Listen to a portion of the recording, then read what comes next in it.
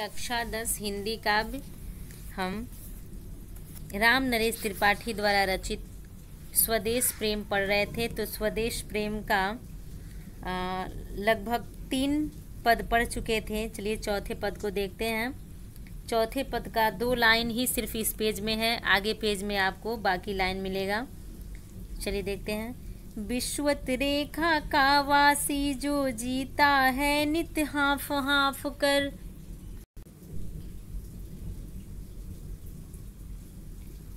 रखता है अनुराग अलौकिक वह भी अपनी मातृभूमि पर। ध्रुववासी जो हिम में तम में जी लेता है कांप कांप कर, वह भी अपनी मातृभूमि पर कर देता है प्राण निछावर।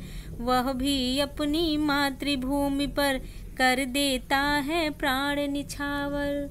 चलिए कठिन शब्दों का अर्थ, फिर प्रसंग, उसके बाद व्याख्या।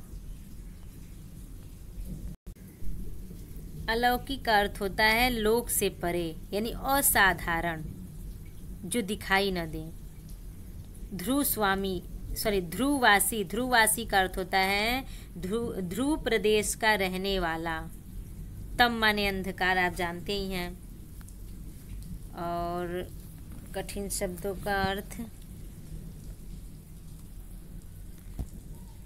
और तो कुछ रह नहीं गया। निछावर का अर्थ जानते ही हैं, समर्पित कर देना। ठीक है, चलिए अब इसके प्रसंग पर ध्यान दिया जाए। कवि ने इस पंक्तियों में बताया है कि मनुष्य को अपने देश से अधिक प्रेम होता है। वह स्वदेश यानी अपने देश को छोड़कर कहीं जाना पसंद नहीं करता। इसी बात को इन पंक्तियों में कहना चाहते हैं, अर्थात कहे हैं।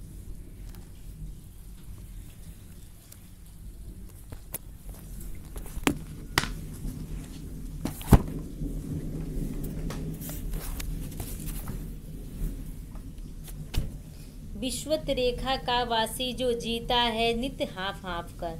कवि कहते हैं कि जो मनुष्य भूमध्य रेखा का निवासी है, जहाँ असहनीय गर्मी पड़ती है। भूमध्य रेखा की क्या विशेषता है? वहाँ बहुत ही ज़्यादा गर्मी पड़ती है। वहाँ वह गर्मी के कारण कैसे जीता है जीवन? हाफ हाफ कर जीता है अपना जीवन। लेकिन वहाँ भी भीषण गर्मी को छोड़कर वह शीतल प्रदेश को नहीं जाना चाहता है। यहाँ देखिए, रखता है अनुराग अलौकिक वह भी अपनी मातृभूमि पर। इतना दुख सहने के बाद भी, यानी कि हाफ हाफ कर जीवन व्यतीत करने पर भी, वह अपने देश को छोड़ करके दूसरे देश में जाकर रहना पसंद नहीं करता।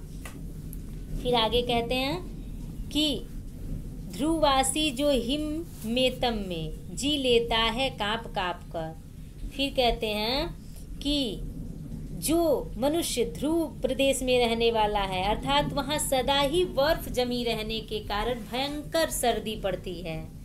वहाँ हर समय बर्फ ही जमा रहता है। कहाँ पर?